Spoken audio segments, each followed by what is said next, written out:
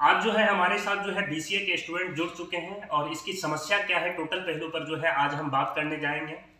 भाई साहब, आपका नाम क्या है? जी, मेरा नाम आनंद कुमार है और मैं पूर्णिया कॉलेज के बीसीए सेमेस्टर का फर्स्ट सेमेस्टर का छात्र हूँ। आपका सेशन क्या है सर? जी, मेरा सेशन है 2023 से 2025। हाँ, उसमें जो है अभी तक क्या एग्जाम हुआ है और सेमेस्टर कितना होता है आप लोग का? हम लोग का 3 साल का पूरा सेशन होता है, जिसमें कि 6 सेमेस्टर होते हैं जी। हम लोग के एडमिशन के अकॉर्डिंग अभी तक हम लोग का 2 एग्ज़ाम हो जाना चाहिए था और जो है तीसरा सेमेस्टर में हम लोग होते।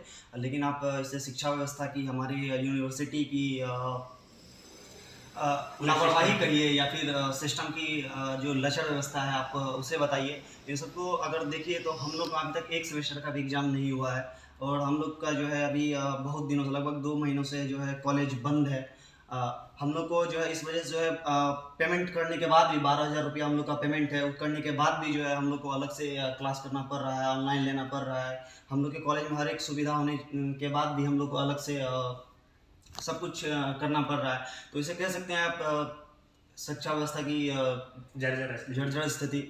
तो आप जो एडमिशन लिए हैं बीसीए डिपार्टमेंट में, यहाँ पर जो है बराबर क्लास चलती है क्या? जी सर, हम लोग के जो है वो क्लास तो बराबर करते हैं। बराबर जब हम लोग का क्लास हो रहा था तो बराबर क्लास चल ही रहा था, हर कुछ हो ही रहा था। लेकिन जब एग्ज़ाम का टाइम आया, एग्ज़ाम नहीं हुआ, यूनिवर्सिटी में लेट हो जाने के कारण जो है अब तक हम लोग का अब जो सेकेंड सेमेस्टर में हम लोग का क्लास होना चाहिए वो क्लास नहीं चल रहा है। इससे जो है शिक्षा जगत में जो है बिहार की शिक्षा व्यवस्था तो जर्जर है ही, उसके बाद जो है बच्चे के भविष्य के साथ जो है खिलवाड़ कर रही है सरकार को इस पहलू पर काम करनी चाहिए कि नहीं? जी बिल्कुल करनी चाहिए। मुझे लगता है मैं पूर्णिया यूनिवर्सिटी से हूँ। यहाँ अमूमन प्रत्येक वर्ष जो है लगभग 1 लाख स्टूडेंट जो है लगभग डायरेक्ट इनडायरेक्ट रूप से जो है वो एडमिशन लेते हैं या फिर अन्य गतिविधियों में शामिल होते हैं और इन सब का जो है जिम्मेदारी जो है कहीं न कहीं हमारे यूनिवर्सिटी के जो हैं, हाँ, उन पे आ जाता है। तो मुझे लगता है उन्हें इन सब चीज़ों को गौर से इन सब चीज़ों पे सोचना चाहिए था और कहीं न कहीं हम लोग का जो भविष्य है या फिर जो जितने भी स्टूडेंट अभी हैं डायरेक्ट इनडायरेक्ट रूप से जुड़े, उनका भविष्य का जो है भविष्य के साथ खिलवाड़, भविष्य के साथ कह सकते हैं। हाँ, अगर ऐसी व्यवस्था रही तो तो खिलवाड़ ही है। सबसे पहले जो है एक बात सर मानते हैं, अगर जिस बीसी का बच्चा अगर वही यूनिवर्सिटी में उसको अगर शिक्षा दिया जाए तो शिक्षा व्यवस्था सुधर सकती है क्या? जैसे प्रिंसिपल लोग हैं, उसका बच्चा वही स्कूल में पढ़ेंगे जिस स्कूल में वो पोस्टेड है, तो शिक्षा जगत में क्रांतिकारी आ सकती है क्या? जी बिल्कुल, अगर ऐसा किया जाए तो मुझे लगता है कि शिक्षा व्यवस्था में एक अच्छा सुधार देखने को मिलेगा।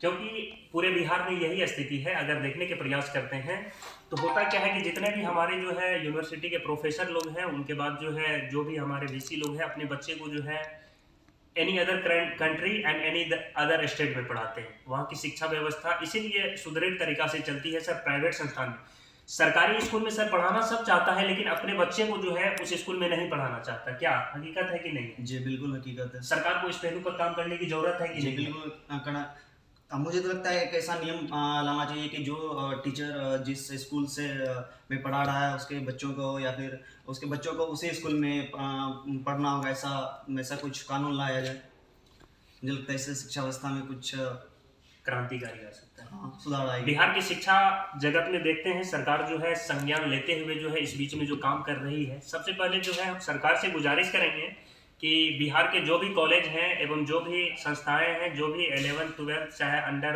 1 क्लास से लेकर के जो है 12th क्लास की, सबसे पहले उसका जो है रूम की जो है मैन्युफैक्चर का काम, जितना भी कंस्ट्रक्शन का काम है, सबसे पहले वो तैयार होना चाहिए। क्या भाई साहब?